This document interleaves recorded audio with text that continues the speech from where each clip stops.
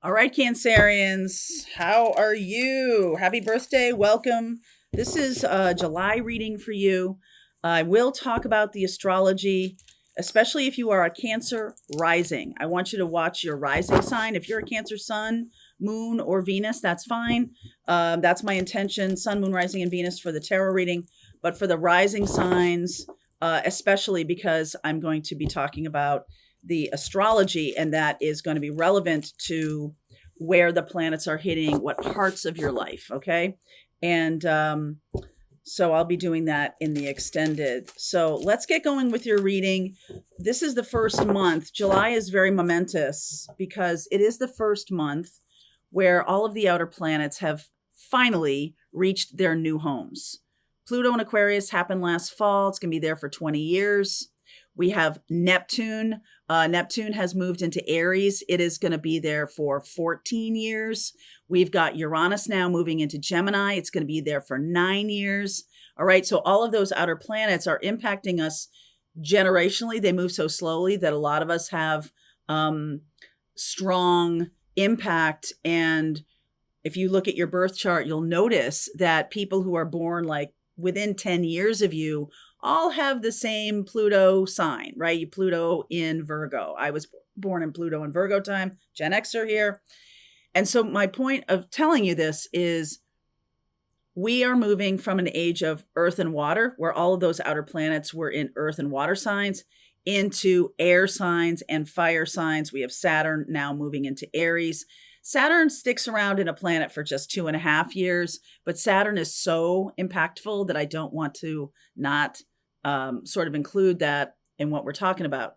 For you Cancerians, let's go ahead with the reading, and then I'm going to talk to you about Uranus specifically moving into the sign of Gemini. And why would I do that for you? Because it's hitting the 12th house of karma. It's asking you to up your spiritual game, up your conversation with the divine. Okay. And that's going to be there for 9 years, FYI. So you may not notice it the first day it happens, but if you can track these things for yourself, and if you go back in time, you can see how it might impact you also. And that might be a good exercise to do. And we'll talk about that more too. Oh, check it out. Soul Giraffe. Upping your game with the divine. 100%. Absolutely. Polish your mirror for perfect clarity. Bloom where you're planeted. I like that. And cut away what is no longer needed for you. A couple of tree metaphors here. Okay.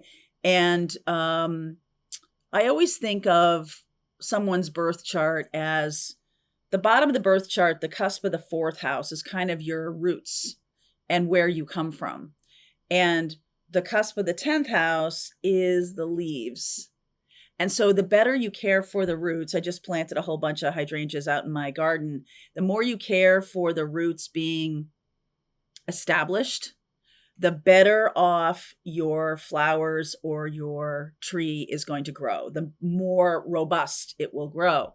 And it doesn't mean that if you had a hard childhood, it's not going to grow, because I kind of feel like a really tough childhood is a little bit like fertilizing the soil, right? It gives you fodder for your own growth. And, you know, in the best of all possible circumstances, we can look at difficult circumstances as the foundation of expansive growth. Most people who have a tough time early in their life, if they are introspective at all, and we have, you know, that Uranus moving into Gemini. Gemini is curious energy, and Uranus is the ruler of Aquarius, which is about sudden change and very powerful, impactful shifts. So that can be happening. It can be starting for you in that 12th house of your connection to God. Some of you could be opening up to your spiritual gifts. Some of you could be really understanding who you are or where you came from. All right. Polish your mirror for perfect clarity. Where did I come from? Why is my life the way it is right now? That's going to be the conversation. Okay. Or that's one of the conversations you're going to have. Underneath is the Queen of Cups, the Two of Cups, the Six of Swords, the Page of Wands, and the Queen of Pentacles. I feel like you might be starting a relationship, or this is, well, these are the cards that are underneath. So this can be kind of behind the scenes, that there might be a relationship with somebody who is very established, very capable, like you're going toward this person. There's some kind of message that's come through, some kind of inspiration. You might be inspired by this person. And I feel like you're moving toward them. Maybe you don't even know that you are. Maybe it's a karmic thing. Okay. Look at this. 9 of Swords. What is going on with you?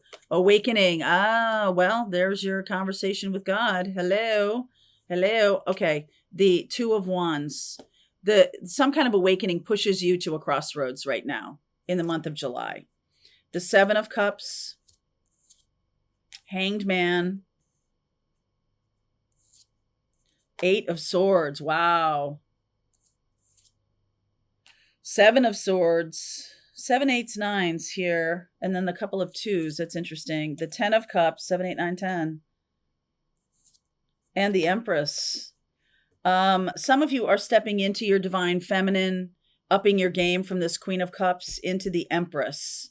It's because you have relinquished some kind of money. Well, maybe some mindset. Could be about money. Some mindset issue that has you looking at things very differently, that with the Hanged Man, and really getting out of a lie. Getting out of some lie. I don't know if that's a relationship. It's like a lie. Okay, so lie might feel a little bit too much, maybe too strong of a word, but it's kind of like, this is the person I thought I was, and so this is the life I created because I thought that's who I'm becoming. But it's based on a lie. It's based on something that you're not. It's like you're doing everything for your family or for your parents' expectations, even if they passed away, even if that's, was a long time ago and that's not really what you want anymore. I feel like you're finally discovering what you want. This 9 of Swords awakening, it's pushed you. Something has pushed you. Okay. And it can have to do with the Uranian movement into that Gemini sign, because the Gemini sign is like about being curious and about digging deeper, about doing research, about trying to figure things out. Okay. It's air. And this mindset that you have has really blocked you from a lot of happiness. And maybe you've just been blaming the world. Like, oh, it's just the way the world is. Actually, no, this is a mindset. This is how you believe the world works. But it's not true. It's a lie. It's not true. 9 of Cups. 3 of Cups. World. Oh, here we go. And the 7 of Pentacles. Look at the 7s here. So this is a new day. This is really there's an opportunity here to shift out of a mindset of how you thought the world worked. And maybe it's coming from,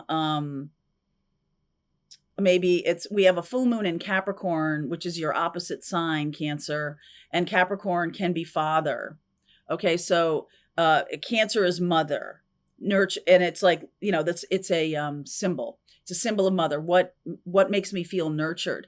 And especially if you've been somebody who has felt religion or spiritual path has not been nurturing, or you felt it to be constraining, or that's the mindset that gave you this, I feel like you're blowing through it. You're really expanding out of that box, really climbing out to something that's much more joyful and much more real for you.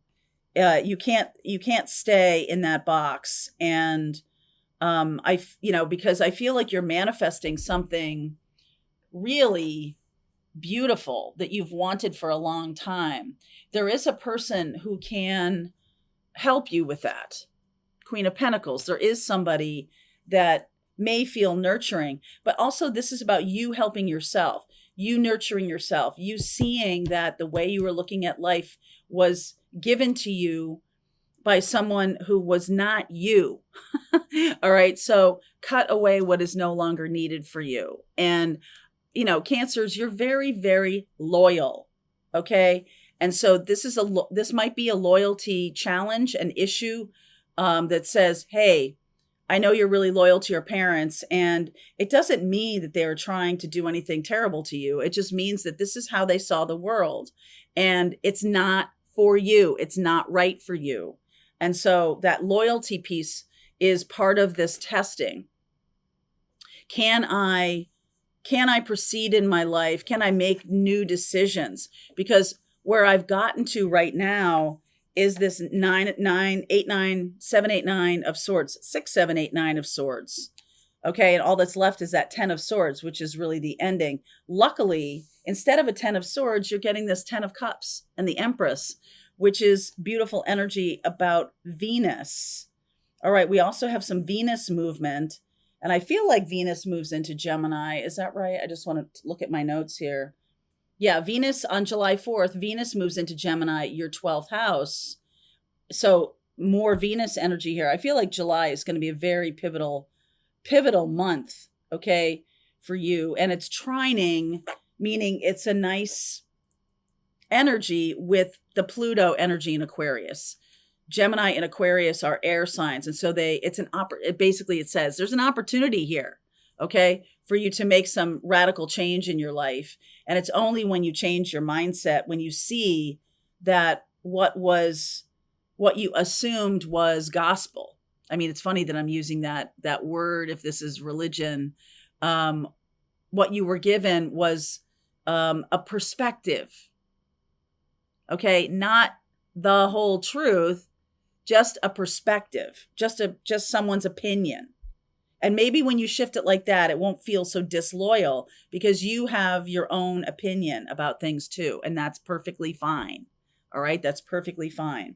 This 10 of Cups, I like this because I'm seeing this 9 of Cups as like, I'm wishing, I'm hoping, I'm, planting some seeds for the future. I want to create something better for myself. And that's all starting right now. Okay, that's all starting right now. This 10 of Cups, I mean, you got the 9 of Cups, which is the wish granted. 10 of Cups, look at that. 10 of Pentacles, the Queen of Wands, the 5 of Wands, and the 2 of Pentacles. So there's definitely somebody here, some potential for you to expand, lean into your creativity. That's going to expand your financial capabilities. And it's going to come through conflict.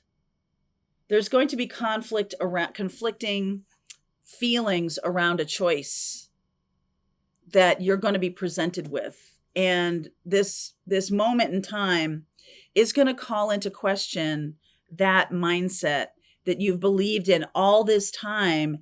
And you're going to be like, yeah, but I'm having this awakening and saying, that's just an opinion. I'm forming my own directive. I'm forming my own path forward.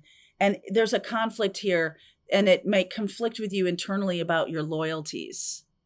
Okay. There may be that feeling of like, wow, if I make this choice, then maybe I'm going to lose my family. Or if I make this choice, I'm going to come into conflict with my parents or my spouse or my kids.